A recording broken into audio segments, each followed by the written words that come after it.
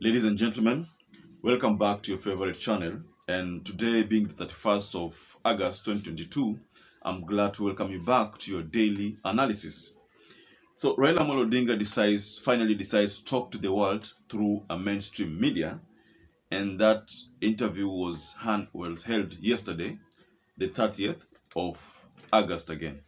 So, you know, Raila finally talks to the world and narrates how forms were uploaded, intercepted, and swapped with fake forms on that IEBC portal.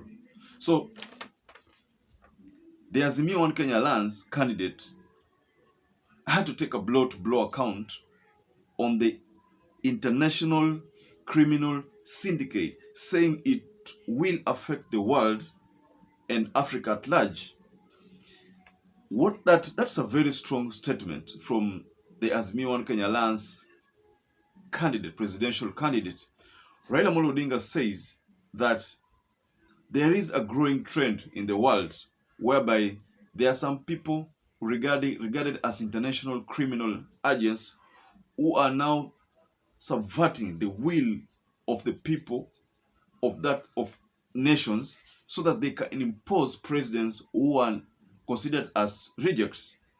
So its specific reference is the Kenyan case right now. We are not supposed to discuss it because it's in the court, but what I'm delving on is this analysis on Raila Amolo Odinga's interview.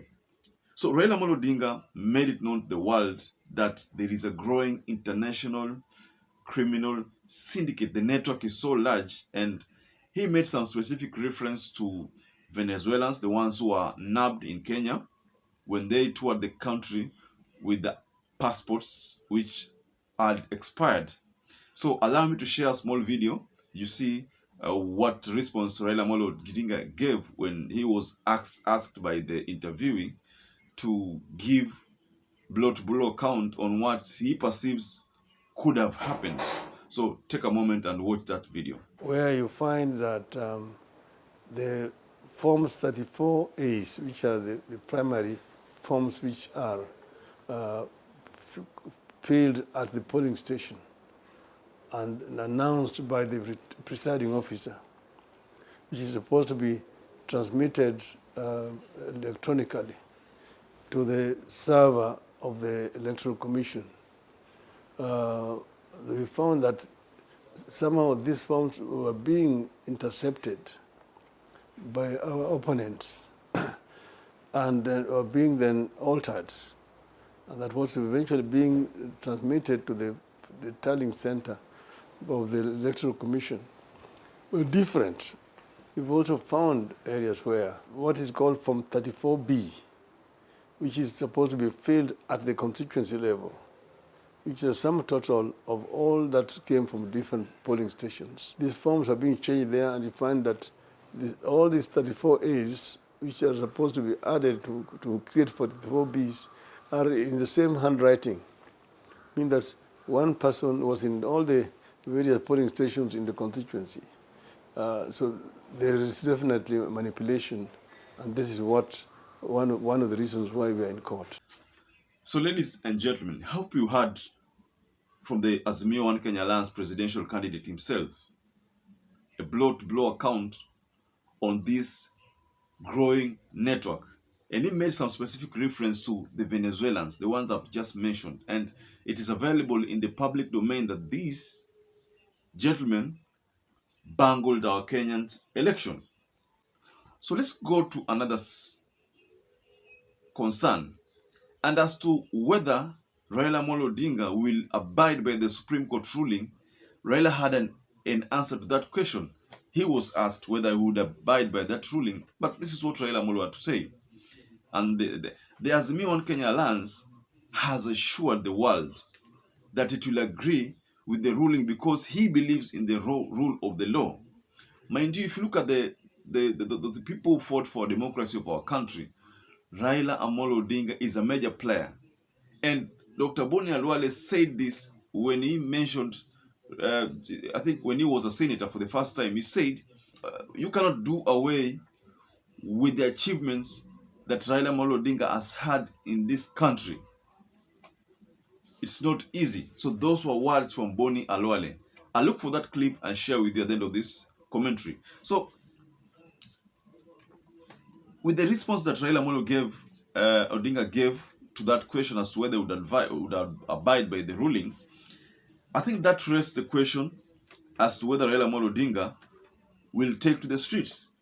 He doesn't plan to take to the streets because he believes the courts are now matured and the courts are strong enough to now handle such a dispute. So I think that's why he called off the initial request for the people to keep vigil of the Supreme Court. He called off that kind of meeting, and I think the people responded. And you can see now security is beefed up around the Supreme Court, Milimani courts, and the place is, busy, but security has been beefed up. So as to whether that question would is another concern to Kenyans, no, he has actually sought to set the record straight that there will be no kind of demonstration, but he believes that with the evidences that he has tabled in the Supreme Court, something good will come out of it, and the will of the Kenyans, which was being subverted, will be realized. Allow me to share a small video that backs up my point. Please watch this video. We have said that we believe in the rule of law, and we believe that the Supreme Court will be fair and just in looking objectively at the complaints that we have tabled. As you can see that we have put in there big volumes of evidence, and we think that we have a very strong case. And this is not just for Kenya. It is for Africa and the world. We are showing here that the international criminal syndicate has infiltrated the continent. You have heard the stories of these Venezuelans who came here with expired passports, supposedly having been hired by the chairman of the Electoral Commission without the knowledge of other members of the commission. But they are found with very sensitive materials which they did not declare. So this is a very serious matter. And it's not just a serious matter for Kenyans alone. It's for the continent of Africa. And it's a universal crisis that requires a universal response. This time around, on our prayers to the Supreme Court, they do a retelling and find that we won the elections and declare us the winner. If that is not possible, then of course we leave that to the learned judges to come up with a decision. Yes, you've heard it for yourself. So that is Raila Amolo Odinga's response.